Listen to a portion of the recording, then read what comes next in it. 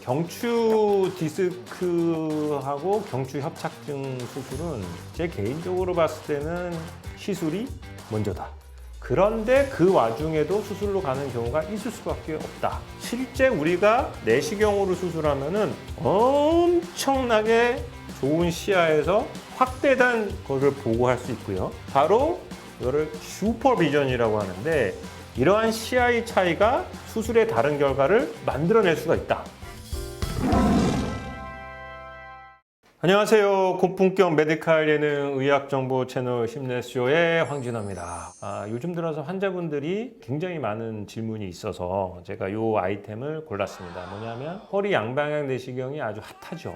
근데 이게 이제 경추에도 할 수 있습니다. 목 수술도 양방향 내시경 수술이 있다. 이걸 좀 알려드리려고 합니다. 우선은 경추 디스크하고 경추 협착증 수술은 제 개인적으로 봤을 때는 시술이 먼저다. 왜냐하면 경추는 이제 허리하고 다르게 첫째는 비수술 치료에 매우 반응을 잘합니다. 그래서 수술하는 경우가 매우 적다. 그리고 자연 회복이 90% 잘 된다. 그래서 요추 디스크와 경추 디스크는 조금 성향이 다릅니다. 요추 디스크는 이제 매운맛이라고 하면 경추 디스크는 순한 맛이라고 생각하시면 돼요. 그래서 저도 항상 시술을 먼저 한다. 이렇게 생각하면 됩니다. 그런데 그 와중에도 수술로 가는 경우가 있을 수밖에 없다. 이렇게 생각하시고요. 이유는 조금 생각해보면 이렇습니다. 요추는 이제 걸어 다녀야 되는데 다리가 저려서 이게 못 버텨요, 환자가. 일상생활이 안 되는 경우가 허다합니다. 아주 심하면 이제 뭐 회사도 한 달씩 쉬는 경우가 있다. 이렇게 돼야 되고요. 또 이제 목, 어깨, 팔은 이게 좀 근육이 작고 뭐 도수 이런 치료에 조금 반응이 좋습니다. 왜냐면 이 뭐 허벅지 이런 데는 커가지고 도수 치료사들도 막 주물러 주기도 뭐하고 막 한데 이 어깨, 팔은 그런 게 조금 가능해서 반응이 좋다. 이런 경우가 있고요. 또 경추는 잘 재발 안 합니다. 요추에 비해서 그런 게 좀 있습니다. 또 허리에 비해서 신경공이 또 작아요, 오히려. 그런데도 어떻게 보면은 신경 증상은 다리보다는 좀 덜한 면이 있다. 이런 이유 때문에 경추는 수술 잘 안 한다. 그런데도 불구하고 이제 수술을 선택할 수밖에 없습니다. 그럼에도 이제 뭐 한 1년에 몇 명은 수술을 하게 되시는데 크게 목 디스크 수술은 앞쪽으로 하는 방법하고 목 뒷덜미로 하는 방법이 있다. 이렇게 생각하시면 됩니다. 그래서 목에 이렇게 절개가 있는 분들은 갑상선 수술하거나 목 디스크 수술한 분입니다. 우선은 두 갈래 길로 나눠지게 됩니다. 목 디스크 수술 방법은. 그래서 전방 앞쪽으로 하는 방법은 또 두 갈래 길로 나눠집니다. 뭐냐면 인공 디스크를 하는 경우. 그 다음에 원인이 된 디스크를 제거한 다음에 인공뼈를 놓고 나사못으로 고정하는 방법. 그리고 뒤로 하는 거는 후방 내시경 감압술이라는 것으로 하나가 있습니다.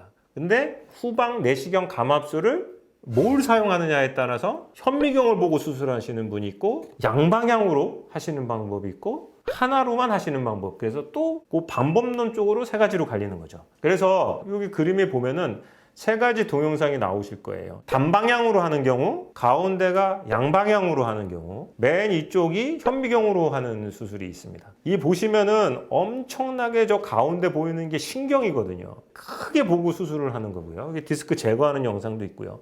현미경으로 하면은 아무리 현미경이라고 해도 되게 작습니다. 그래서 실제 우리가 내시경으로 수술하면은 엄청나게 좋은 시야에서 확대된 것을 보고할 수 있고요. 바로 이거를 슈퍼비전이라고 하는데 이러한 시야의 차이가 수술의 다른 결과를 만들어낼 수가 있다. 그래서 저는 조금 더 양방향 내시경을 선호하고 있습니다. 마찬가지로 단방향보다도 훨씬 더 화면의 질이 좋고 잘 보인다. 이렇게 생각하시면 될 것 같습니다. 또 이제 환자분들이 물어보면 이럴 수가 있어요. 아니 다양한 방법이 있는데 수술의 결과가 다른 거 아니냐? 여기 논문을 보여드리는데 이게 굉장히 유명한 저널에서 나온 통계를 냈는데 앞쪽으로 하든 뒤쪽으로 하든 차이가 없다. 그래서 결과에 대한 것은 걱정 안 하셔도 된다.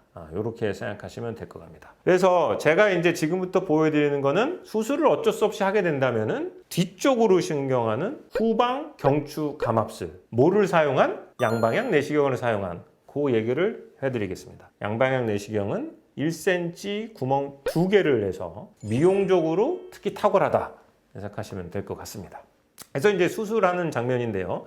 구멍이 두 개이기 때문에 한쪽으로는 이제 내시경을 넣고요. 그래서 시야를 보여주고 다른 한쪽 구멍으로는 기구를 넣어서 이제 원인이 됐던 뼈와 디스크를 제거하는 작업을 하게 되겠습니다. 자, 예를 한번 들어볼게요. 이제 31세 남자 환자분이 엄청나게 아픈 목 통증하고 팔저림 증상, 그다음에 어깨 근력 약화로 내원하셨습니다. 그래서 MRI를 보면 여기 빨간 동그라미 보시죠. 4, 5번에 디스크가 터졌거든요. 그러니까 이제 어깨가 안 올라가는 현상으로 깜짝 놀라서 오셨습니다. 그래서 이게 이제 영상에 나갑니다. 환자분 이제 수술하기 전에 팔 올려보세요 했는데 이제 왼쪽 팔이 안 올라가죠.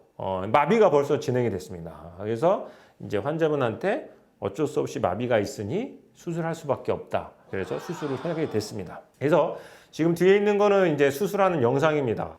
경추 강압수 수술은 신경이 지나가는 길을 1cm 뼈만 깎아내서 길을 터주는 작업을 하는 겁니다. 그래서 뼈를 깎아내는 작업이고요. 이 영상에 보이는 건 이제 관절입니다. 관절, 경추 관절입니다. 그래서 저 안쪽으로 해서 12시 방향으로 신경이 보이고 있고요. 지금 이제 OR이라고 보이는 것이 경추 5번 신경이 보이시는 거고, 그 지금 위에서 뼈가 누르고 있어서 뼈를 제거하고 있습니다. 지금 신경이 다 보이고 있죠. 자세히 보이고 있고 뼈를 제거하면서 신경이 다 감압되고 있는 모습을 보이는 겁니다. 그래서 경추 후방 감압술은 신경이 지나가는 길을 열어주는 수술이다. 그냥 한 1cm 정도의 뼈만 제거하면 된다. 그래서 한 수술 시간은 한 40분 정도 걸린다 생각하시면 됩니다. 이제 경추 수술이라고 하면 환자분들이 좀 겁을 먹죠. 왜냐면은 첫째는 이제 허리 수술은 척추 마취를 하는데 이제 목 수술은 전신 마취를 해야 된다. 두 번째는 마비가 생기면 사지마비가 생기기 때문에 겁이 좀 많이 먹습니다. 이런 문제가 있지만 비교적 매우 안전한 수술이다. 이렇게 생각하시면 될 것 같습니다. 그래서 이제 수술이 끝난 다음에 이제 MRI를 찍은 거 봤습니다. 그래서 뒤에 영상이 나오는데 3D로 이제 본 뼈에 보면 구멍이 뻥 뚫려 있는 게 보이실 거예요. 저 뼈만 요만큼 제거해서 길을 터준 거죠. 여기 CT의 또 다른 장면을 보시면은 이쪽에 길이 뻥 뚫려 있는 장면을 수술 전후로 비교해 보실 수가 있을 것 같습니다. 그래서 수술하고 열흘이 됐는데 벌써 신경이 다 회복돼서 팔을 다 올리면서 재활 운동하는 것을 보실 수 있는 영상이 되겠습니다.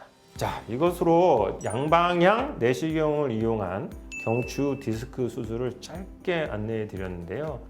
첫째는 목은 시술을 하는 것이 맞습니다. 워낙 잘 반응을 하고요. 만약에 어쩔 수 없이 수술을 하게 된다면 전방, 후방 수술을 나눌 수 있고 후방으로 하는 것 중에 양방향 내시경이 좋은 결과를 만들어낼 수 있다. 알고 계시면 좋겠습니다. 힘내쇼의 황진호였습니다.